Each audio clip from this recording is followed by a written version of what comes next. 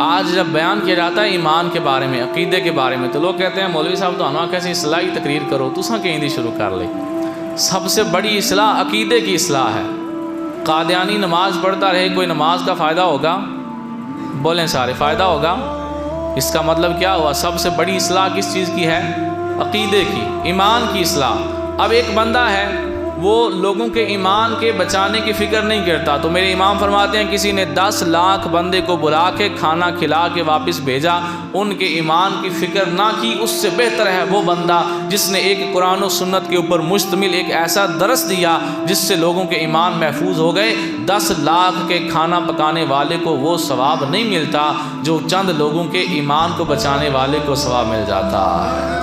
اور سرکار فرماتے ہیں جس نے ایک بندے کے ایمان کی حفاظت کی، حدیث پاک کا مفہوم ہے ایک بندے کے ایمان کی حفاظت کی، یا کسی ایک کافر کو کلمہ پڑھا کے مسلمان کر دیا، ساری دنیا کے اندر جتنا مال ہے وہ سارے کا سارا صدقہ کر دیتا، پھر بھی اتنا ثواب نہیں ملنا تھا جتنا اب اسے مل گیا ہے۔ اس قدر شان ہے۔ تو لوگ کہتے ہیں اصلاحی تقریر کرنے کا کہا تھا، یہ آپ نے کس طرح کی اصلاح شروع کر دی ہے؟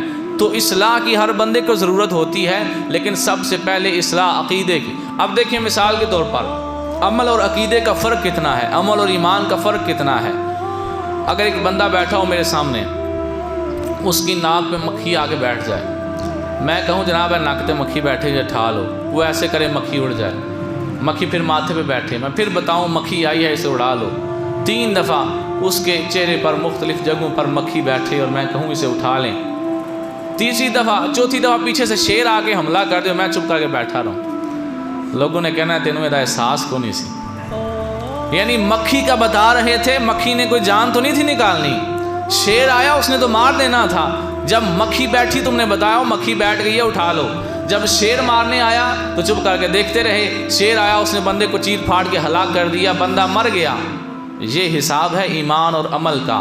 اگر کوئی بندہ عمل کی تو اصلاح کرتا رہتا ہے، ایمان کی فکر ہی نہیں کرتا۔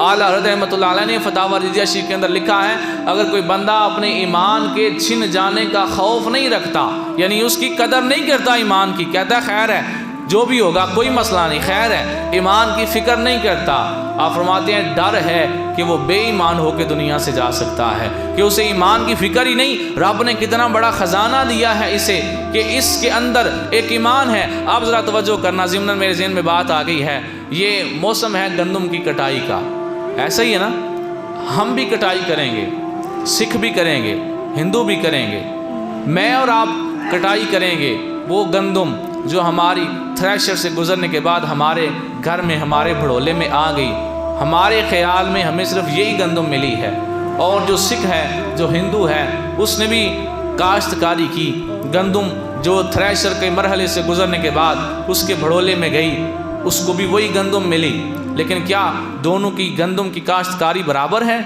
نہیں، برابر نہیں ہے۔ اس لیے قیامت کا دن ہوگا، ایک کسان اٹھے گا، اپنے نامہ اعمال کو دیکھے گا، بہت ساری نیکیاں ایسی ہوں گی کہ جو اسے اجنبی لگیں گی۔ اجنبی کا مطلب یہ ہے کہ اسے لگے گا کہ یہ نیکیاں تو میں نے نہیں کی، اللہ سے پوچھے گا یا اللہ یہ میرے نامہ اعمال میں جو نیکیاں ہیں یہ کہاں سے آ گئی، اتنی نیکیاں تو میں نہیں کرتا تھا۔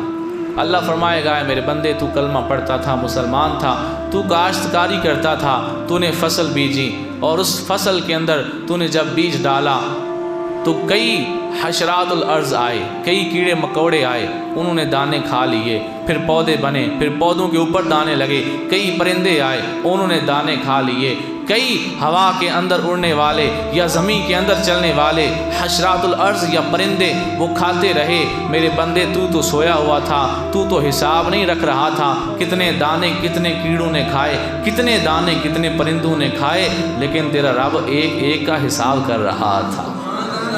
تو میرے بندے یہ جو تجھے نیکیاں ملی ہیں یہ اس لیے ملی ہیں کہ تیرے کھیت میں سے جتنے دانے چڑیا لے گئی، تیرے کھیت میں سے جتنے دانے کیڑے مکوڑے لے گئے سب کے بدلے میں نے تجھے ایک ایک نیکی دے دی ہے۔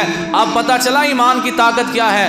بارڈر پار کا سکھ بھی گندم کاشت کرتا ہے، ہندو بھی کرتا ہے، لیکن اسے صرف وہی ملتا ہے جو اس کے بڑولے میں پہنچتا ہے۔ لیکن مسلمان جب کھیت کو جب اپنی فصل کو کاٹ لیتا ہے تو یہ نہیں سوچنا صرف اتنی سی فصل میرے حصے میں آئی ہے، صرف اتنی سی گندم ملی ہے۔ اپنے نامہ اعمال کو دیکھنا، قیامت کے دن جب تم نامہ اعمال کو دیکھو گے تو جو گھر میں گندم آئی ہوگی اس سے کہیں زیادہ نیکیاں تیرے نامہ اعمال میں جائیں گی، تیرے نامہ اعمال میں کئی نیکیاں اس سے زیادہ چلی گئی ہیں۔ تو پتہ چلا ایمان کے اندر اتنی طاقت ہے، دل کے اندر رہنے والا ایمان۔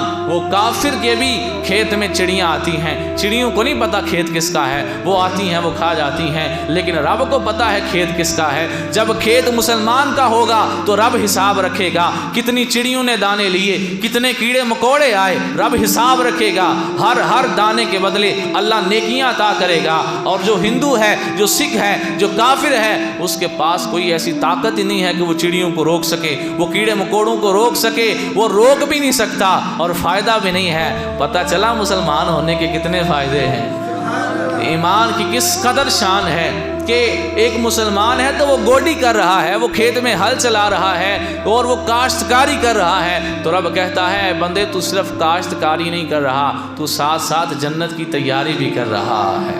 تو بندہ مسلمان ہے، جب مسلمان ہے تو پھر اس کی دنیا داری بھی دینداری بن جاتی ہے۔ تو میرے آقا صلی اللہ تعالیٰ علیہ وآلہ وسلم کے غلاموں، میں آپ